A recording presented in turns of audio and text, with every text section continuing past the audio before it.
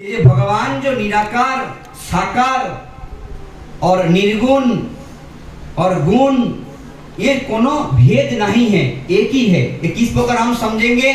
जिस प्रकार आप देखेंगे जल का कोई आकार है, जल का कोई आकार है नहीं है, लेकिन उसको अगर कोई बाटी में बिठा के फ्रिज में रखेंगे तो बाटी जैसा आकार हो जाएंगे। गिलास में डाल के अगर फ्रिज में डालें तो गिलास जैसा आकार हो जाएंगे, है ना, बर्फ जम के। तो इसीलिए जो परम ब्रह्म राम है, भगवत प्रेम बसो सगुण स होई, भगवान भक्तों के प्रेम के कारण वो सगुण हो जाते हैं। जो निर्गुण है, निराकार है, वो भक्तों के प्रेम के बस में वो अपना रूप धारण करते हैं। इसीलिए जो ब्रह्मा जो निर्गुण सगुण, इसमें कोई भेद नहीं है। तो फिर क्या किया? भगवान शिव कह रहे हैं,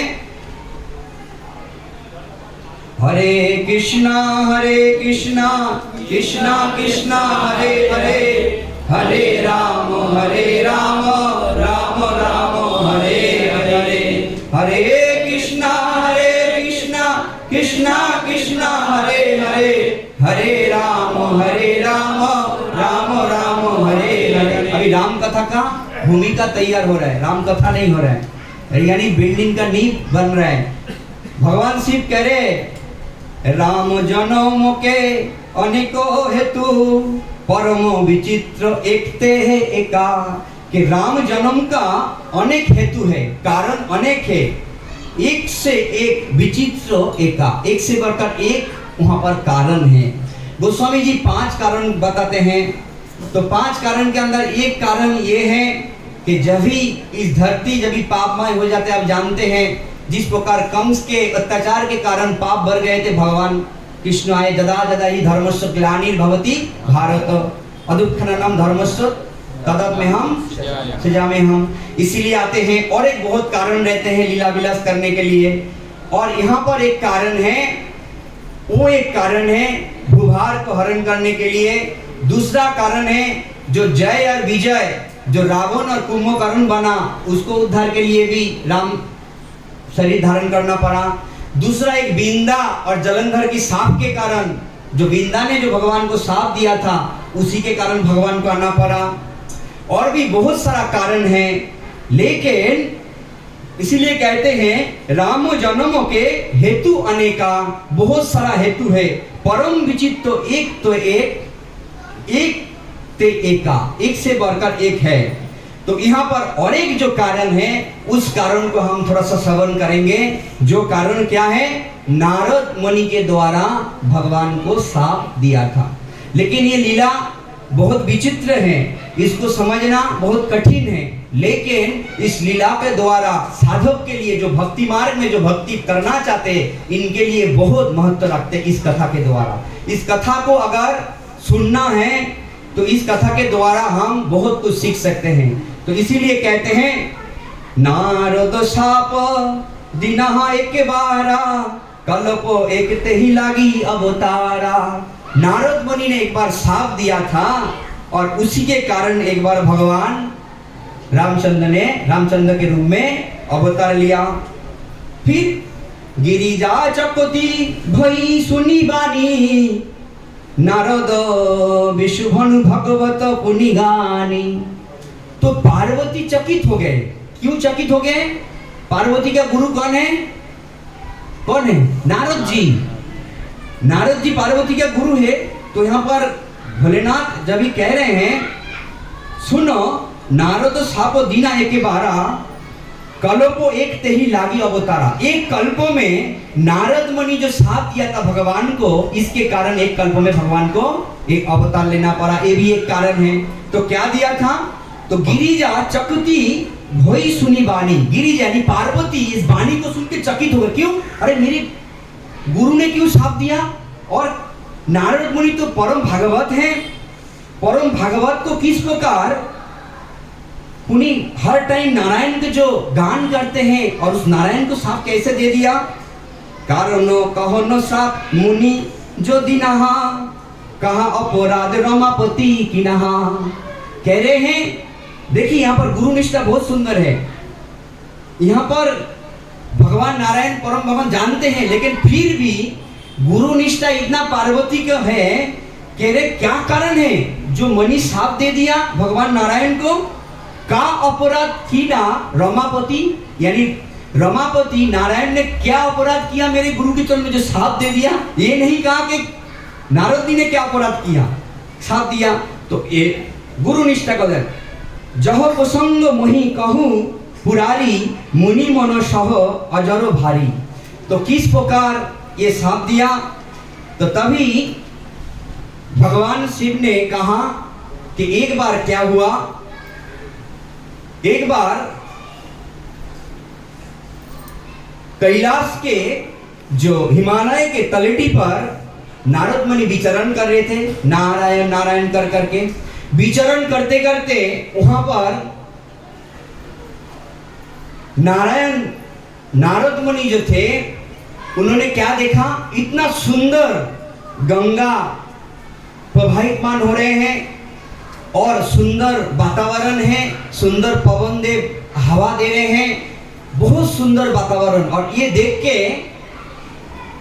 नारद मुनि को भजन करने का इच्छा हो गया, इतना सुंदर देख के।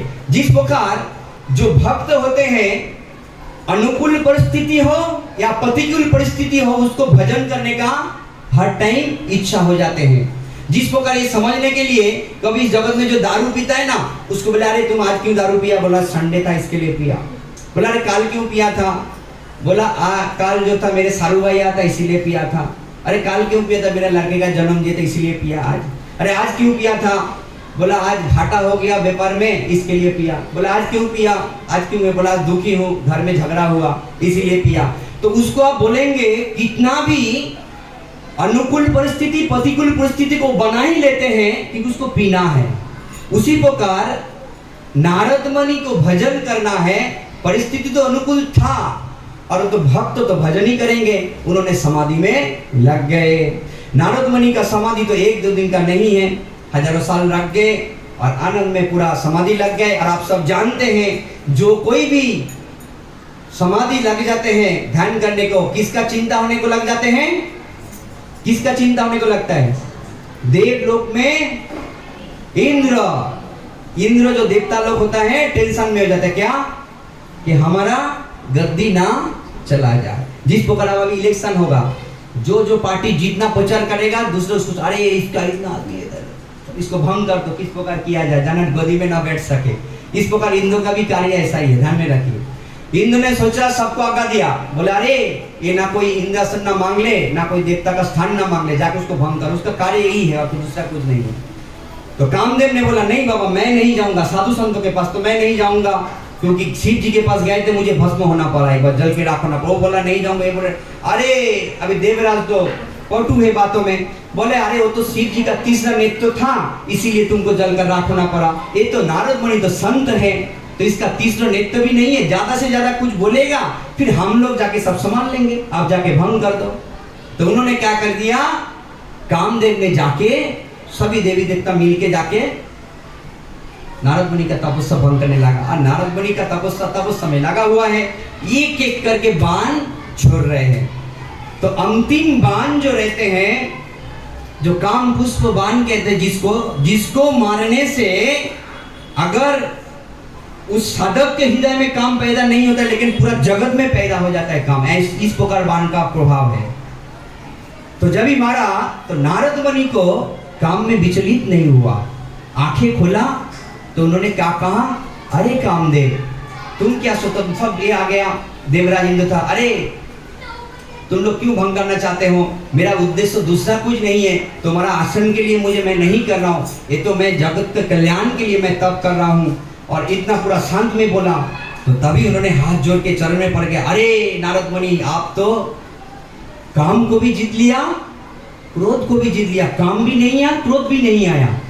अभी नारद मुनि दोनों को जीत लिया, ब्रह्मा जी काम को नहीं जीत पाया, शंकर जी काम को जीत पाया क्रोध को नहीं जीत पाया, काम को जीत लिया लेकिन क्रोध के कारण कामदेव को भस्म कर दिया। यहां पर नारद मुनि दोनों को जीत लिया, लेकिन जीतने के बाद क्या हुआ, कामदेव जाके चरण में गिर गया बोले अरे नारद मुनि आपका क्या कहना, ब्रह्मा जी अपना काम को नहीं जीत पाया, शंकर जी काम क्रोध को नहीं जीत पाया, और आप तो दोनों को जीत लिया। आपके जैसा तो इस त्रिलोक में कोई नहीं है, आप तो भोलेनाथ से भी ऊपर हो गया।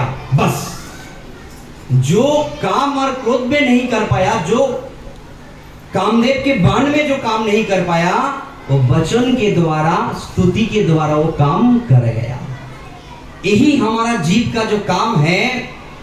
हर एक मनुष्य खुद का गुणगान तारीफ सुनना चाहते हैं और दूसरे का निंदा। यही सबके अंदर देखिए विचार करके, एक तो खुद का तारीफ सुनने को अच्छा लगता है और दूसरे का निंदा सुनने का। तो जब तक खुद का तारीफ और दूसरे का निंदा हृदय में बने रहेगा, तभी रघुपति राम हृदय में नहीं बैठेंगे, हृदय में नहीं आएगा कभी। ये ध्यान में रखिए। इसीलिए दूसरे काम को निंदा भी नहीं सुनना है, निंदा करना भी नहीं है, और खुद का तारीफ जब भी होगा तभी क्या करना चाहिए। अभी आप बोलेंगे प्रभु तो फिर आप जो भक्तों का तारीफ करते हो, ये भक्तों ने वो किया, ये किया, फिर उसमें क्या होगा। अभी देखिए उसका भी नियम है। जो भक्तों के लिए जब भी तारीफ होता है वो तो यज्ञ है, शास्त्र में कहा गया है भक्तों का गुणगान करना चाहिए। ये भी कहा गया है कि भक्तों का गुणगान उसके सामने रह के नहीं किया जाता है, ये भी कहा गया है। और ये भी कहा गया है करना भी चाहिए। तो जो भक्तों का जब भी गुणगान होते हैं, भक्त क्या करते हैं, भक्त मनी मन भगवान को बोलते हैं प्रभु हे कृष्ण हे राम, ये आपके कारण मुझे ये सब मिला है, मेरा तो कोई क्षमता ही नहीं है। जैसा ही हमारे अंदर हमारा प्रशंसा कोई करे, उस प्रशंसा को लेके भक्त भगवान के चरण में लगा देते हैं, इसलिए उसको और प्रतिष्ठा का कोई भय नहीं रहते हैं, अहंकार नहीं पैदा होते हैं। और नारद मुनि ने ये आ गया तो चलो चलो अभी मेरे बात तो बोलना चाहिए, मैंने ये सब जीत लिया, किसको कहूं, अरे कहूं तो कहूं मेरे पिताजी को ही कहता हूं जाके। किसके पास गया, ब्रह्मा जी के पास गया। बोला पिताजी आप जानते हैं ऐसा कारण बताया, ऐसा ऐसा मैं तपस्या किया, कामदेव आया और मुझे काम को भी जीत लिया, क्रोध को भी जीत लिया। तो ब्रह्मा ने बोला देखो नारद, मैं पिता हूं, तुम पुत्र हो, पिता के सामने कोई काम वाम की बात नहीं करते, आप साधु संत हो, ये ठीक नहीं है, ये सब बात छोड़ दो। तो मनी मन नारद मुनि ने क्या सोचा कि अरे पुत्रों का इतना नाम हुआ, पुत्र ने जीत लिया, आप तो मनी मन सोच रहे खुद तो आप तो जीत नहीं पाया, मैंने काम को दोनों को जीत लिया, तो आपको जलन हो रहा है। देखो अभी सावधान किया है, लेकिन वो उल्टा ले लिया। क्यों? क्योंकि उसके प्रशंसा का अंदर उसको नशा चढ़ गया है। और ठीक है, अभी ब्रह्मा जी के पास छोड़ के शिव जी के पास गए। शिव जी को जैसा बोला, अरे आप जानते हो ऐसा ऐसा किया है किया। बोला देखो नारद जी आप तो हर समय भगवान की नाम की गुणगान करते हैं, आज बहुत दिन बाद क्यों है। बोला बहुत दिन बाद इसलिए है, समाधि में सब कथा बताया, समाधि में लग गए इसलिए आपके पास आ नहीं पाते, बहुत दिन आपके मुंह से नाम नहीं सुना। तो क्या हुआ, जो भी आ रहे हैं बैठ जाइए, चिल्लाइए मत, फिर कथा का मैं पूरा सब भूल जाऊंगा मैं, हरि बोल। तो नारद मुनि ने तभी भगवान शिव ने कहा देखो ये ठीक नहीं है, मेरे पास कहा तो कहा, दूसरे को मत कहो, ये बात ठीक नहीं है, काम क्रोध की बात ये ठीक नहीं है।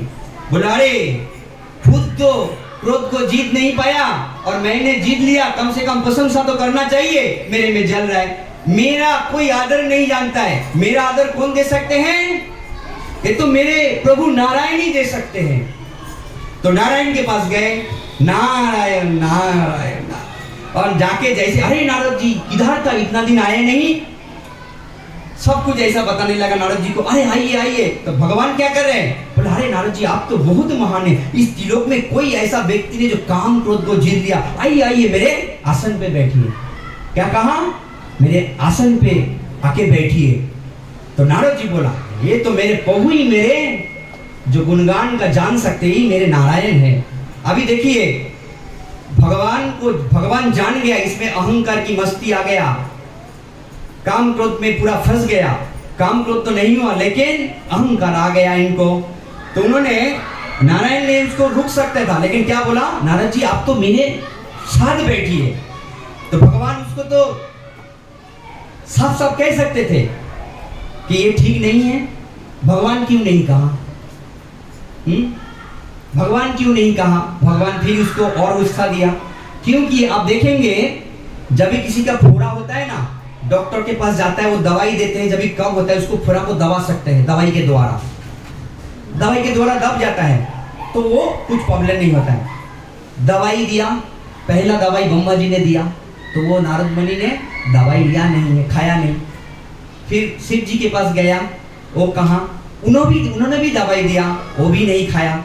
तो अभी ऐसा कंडीशन में फोड़ा आ गया, ना तो उसको दबा सकते हैं और ना तो उसको चीरा लगा सकते ताकि पका है, बराबर पका भी नहीं है। तो नारायण के पास गया कि इसको अभी दबा भी नहीं सकता है, अभी इतना भी नहीं पका के चीर लग सकता है, पहला इसको और पका देता हूं, बाद में इसको चीरा लगाऊंगा। तो नारायण ने क्या किया, आए नारद मुनि आइए मेरे साथ बैठिए, आप तो तिलों की को कोई काम को तो जीत नहीं सकते हैं आपके जैसा, तो आप मेरे साथ बैठिए। अरे तो हम सोच गया, तभी भगवान ने सोचा, भगवान सब कुछ सहन कर सकते हैं, लेकिन अपने भक्तों के अंदर अहंकार अगर रहते हैं तो उसको भगवान चूर कर देते। ध्यान में रखिए, और इस चूर करने में कभी हमको ये नहीं समझना चाहिए कि भगवान हमारे साथ क्यों कर। अभी प्रसंग में हमने सुनेंगे कि भगवान को उसके लिए भक्तों को सही ठिकाना में लाने के लिए, भक्तों को अहंकार से मुक्त करने के लिए भगवान को सांप भी शिकार करना पड़े तो भी अच्छा है, लेकिन भक्तों का वो कल्याण करते हैं। वे जैसा ही बोला वैकुंठ से निकला और एक पूरा क्या हो गया, एक नगरी का निर्माण हो गया। क्या निर्माण हो गया? एक नगरी का निर्माण हो गया। और उस निर्माण में क्या देख रहे हैं वहां पर, बसोही नगर सुंदर नर नारी, जनु बहुई मन सिजरती तनुधारी, तेही पुरुष भी शिलनिधि राजा, अगणित हये गए सेना समाजा। और कौन है? शत सुरेश सम विमह विलासा, रूप तेज बल नीति निवासा, विश्व मोहिनीता सुकुमारी, सी विमह जिसु रूप निहारी। एक सुंदर नगर की निर्माण, नारद जी वैकुंठ से निकले जी, ऐसा तो कभी देखा नहीं मैं, ये कहां से आ गया, ये मैं इतना विचरण करता हूँ, ये कहां से आ गया। सुंदर महल और सुंदर दास दासिया, और वहां पर कौन राजा को देखा? शीलनिधि नाम की एक राजा, और सभी जगह पूरे एकदम क्या हो रहे, हई हई कर रहे, सब चारों ओर बजना बज रहे, पूछ रहे क्या होगा कि शीलनिधि राजा का स्वयंवर है। और शीलनिधि राजा का नाम, बेटी का नाम क्या है? विश्वमोहिनी तासु।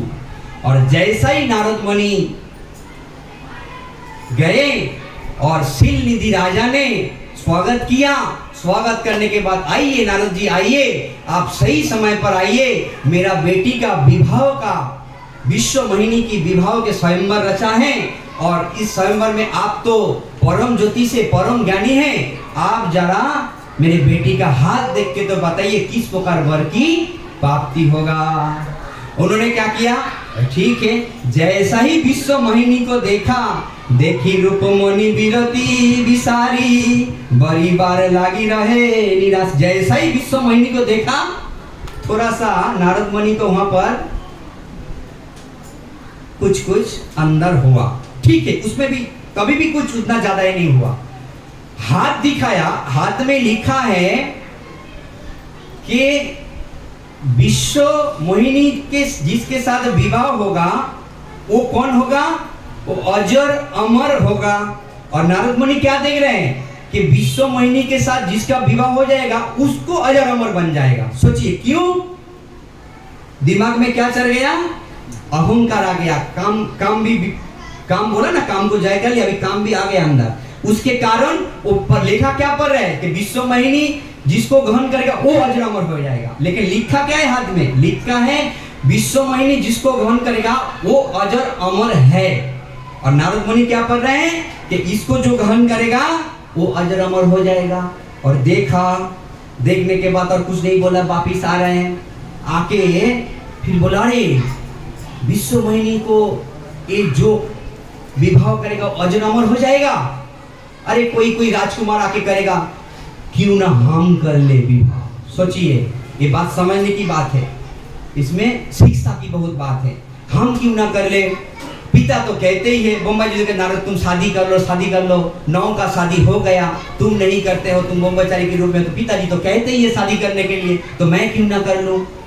इसमें और विश्व मोहिनी की जब सुंदरिया, कहाँ ऐसा आएगा सुंदरी, ऐसा सोचने लगा। अभी सोचते सोचते स्वयंवर काल है। अभी उन्होंने सोचा ये साधु संत के रूप में विश्व मोहिनी थोड़ी ना ग्रहण करेगा। विश्व मोहिनी के जैसा एक विश्व मोहिनी है, तो उसके लिए कौन होना चाहिए? मोहन होना चाहिए। विश्व मोहिनी किसके गले में माला डालेगा? कोई मोहन होगा। तो उन्होंने क्या सोचा? तभी बोला अरे मैं किसको पास जाऊं, मेरा प्रभु तो नारायण है, इसी को ही बोलना पड़ेगा। मैं अभी वैकुंठ जाऊंगा तो क्या हो जाएगा? लेट हो जाएगा। भगवान शिव क्या कहते? जहां पर ही खड़े रह के भगवान को शरण करते, भगवान प्रेम तही पकड़ जाना। नारायण प्रेम के अंदर प्रकट हो जाते हैं। तो नारद मुनि भगवान को पुकारने लगा। नारायण भगवान आके हाजिर। अरे नारद मुनि क्यों याद किया, कहो कहो क्या हुआ? तो नारद मुनि ने तभी कहा प्रभु वो संकोच हो रहा है, एक बात है। कहो कहो क्या बात है? संकोच नहीं करना है, भक्त को कभी संकोच नहीं करे, कहो क्या बात है? बोला प्रभु फिर भी संकोच में कह ही दो। बोला प्रभु मुझे